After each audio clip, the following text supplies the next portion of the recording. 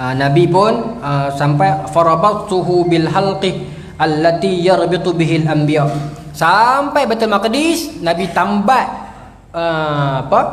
burak tadi tu dekat satu tiang allati yarbitu bihil anbiya, yang nabi-nabi lain dulu pun tambat juga. Dalam pengajian hadis kita bincang tau, kenapa apa signifikan cerita ni, kenapa Nabi kena cerita. Nabi tambat di tiang tu dan Nabi sebut Anbiya yang lain pun tambat juga. Okay. Kita cari apa signifikan dia, tak jumpa ya?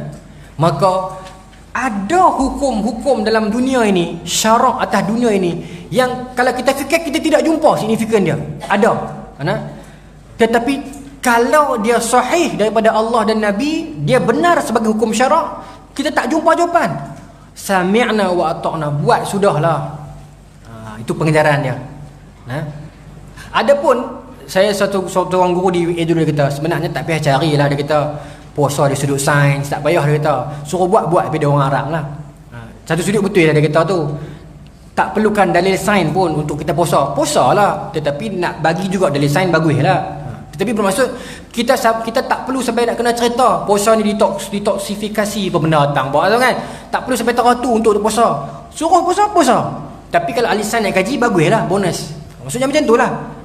Nabi tambat, tak jumpa ni apa signifikan dengan tambat ni. Tak apa, kalau itu arahannya, kalau itu yang Nabi-Nabi dulu buat ketika that particular time, buatlah. Banyak tuan-tuan kalau kita fikir balik kan, ustaz kenapa nak kena buat lagu ni? Ramai tuan-tuan hari ni orang tanya ni tuan-tuan. Allah, ustaz ya kau tahu lah macam mana orang tanya ni, manusia generasi bertanya ni pun masalah juga. Tanya bagus tapi dia ada 2-3 jenis soalan. Nak kongsi ni. Ada kadang-kadang dia tanya soalan pelik-pelik. Tak maulah, tak tanya kita orang. Tapi kadang-kadang satu soalan pelik tak apa, kadang-kadang dia memang fikir lagu tu. Saya ceramah di satu tempat. Saya balik tu ada satu pemuda tahan saya, dia kata, ustaz,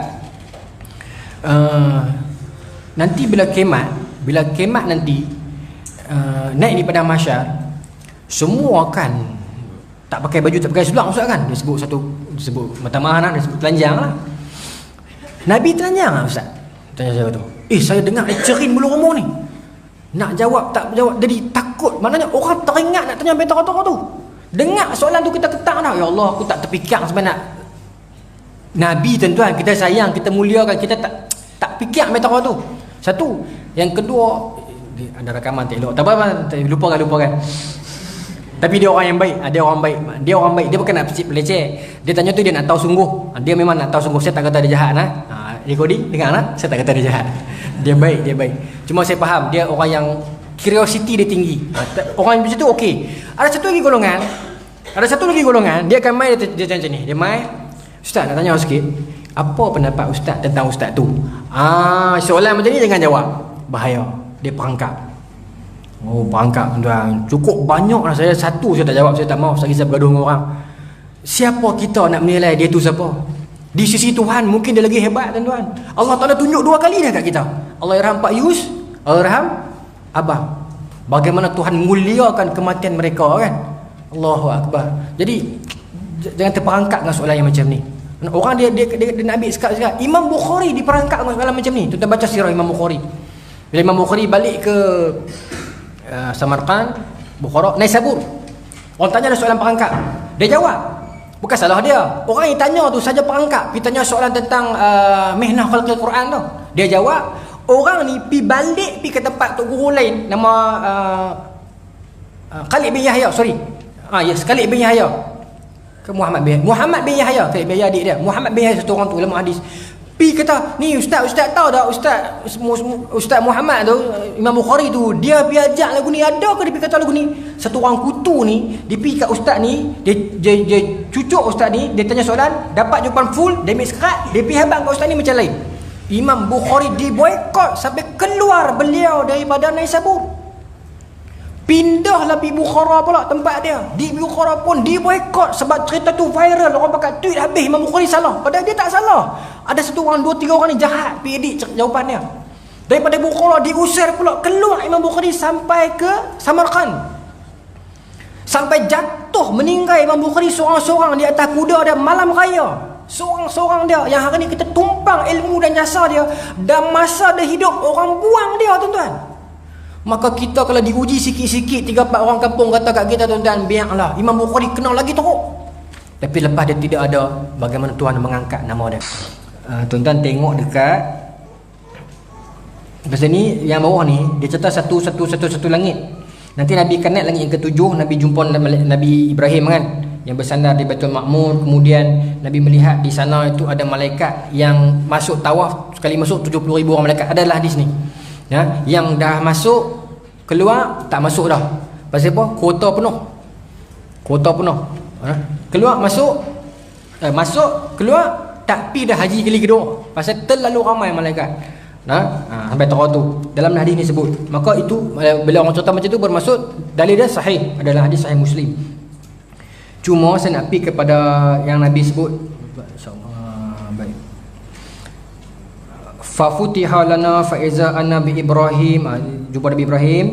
Kemudian baik. Sana saya baca sana. Okey. Summa zahaba bi ila sidratil muntaha wa iza waraquha kadhanil fiyalah wa iza thamuraha kal qilal. Ini baris ke berapa ni? Tak apalah, saya baca je lah, dia tengok kan. Nabi kata, kemudian aku dibawa pergi ke sidratul muntaha, yang di sana itu aku melihat apa? Daun-daun di sana tu macam dengan telinga gajah. Kadhani fiyalah, telinga gajah. Kemudian pokok-pokok dia, kehidupan-kehidupan dia macam teko-teko dan cerek-cerek. Nabi cerita hadis ni. Nabi contohlah, kemudian Nabi dapat perintah solat kan, Ustaz tinggalan tu Nabi, pasal tuan-tuan pun tahu, berulang-ulang kali Nabi turun dan naik, Nabi Musa beritahu kan, sampailah yang last kali Nabi kata apa, aku tak naik lah. Sebab apa? Sebab malu. 9 kali Nabi berulang alik minta diskaun daripada 50 sampai 5 tu. Kali terakhir Nabi naik, Allah Ta'ala tidak pernah kata, wahai Muhammad ini last, dengan naik lah. No. Naik bagi, naik minta bagi. God never say no. Ud'uni fastajib lakum. Nabi naik, ya Allah, diskaun, bagi, turun. Tanya Nabi Musa, okey tak? Nabi Musa tak mampu buat. Naik lagi minta, ya Allah, diskaun, bagi lagi, turun. Naik lagi, ya Allah, diskaun, bagi.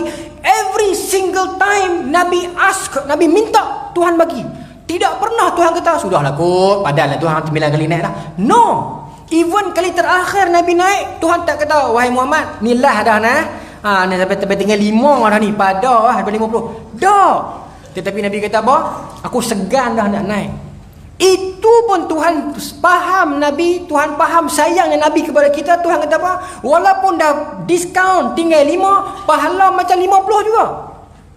Dalam hadis ni juga sebut, Nabi kata, Allah Ta'ala bagi tahu dah, kalau hamba Allah, umat Muhammad, kita ni, kalau kita ni buat dosa, niat nak buat pahala, Tuhan bagi dah pahala. Bila buat pahala, Tuhan gandakan pahala itu, kebaikan itu. Tetapi bila niat nak buat dosa, Tuhan tak bagi lagi dosa. Sampai tahu tu. Ya?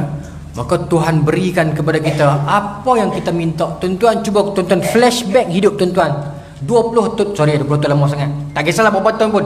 Tuan-tuan flashback balik hidup tuan-tuan. Pernah tak tuan-tuan dalam satu keadaan dalam hidup ni tuan-tuan terperangkap dalam satu jurang yang tuan-tuan rasa macam satu dunia benci aku. Pintu keluar tak jumpa dah. Habis aku kali ni.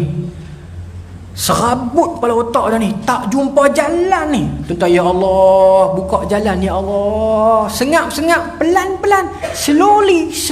Hari ni tuan-tuan duduk di sini dengan tenang dan damai. Masalah itu telah berlalu. Tuhan padamkan masalah itu daripada tuan-tuan. Tuhan keluarkan tuan-tuan daripada masalah yang tuan-tuan sangka aku tak boleh keluar dah. Hari ni tuan-tuan keluar dan tuan-tuan dah lupa sebahagian daripada masalah tu. Pernah tak? Saya pernah. Saya yakin tuan-tuan pun pernah. Serabut sangat dah ni, pening ni, lagu mana aku nak buat ni, tak jumpa jalan, habis lah. Tapi pelan-pelan Tuhan bawa keluar, tak perasan pun. Duk tang ni dah rupanya no, ya Allah, dulu rasa rupa macam tidak ada esok punya serabut. Adik-adik ingat, adik-adik akan mengalaminya nanti dalam hidup. Akan mai fasa dalam kehidupan, adik-adik akan diuji dengan pilihan.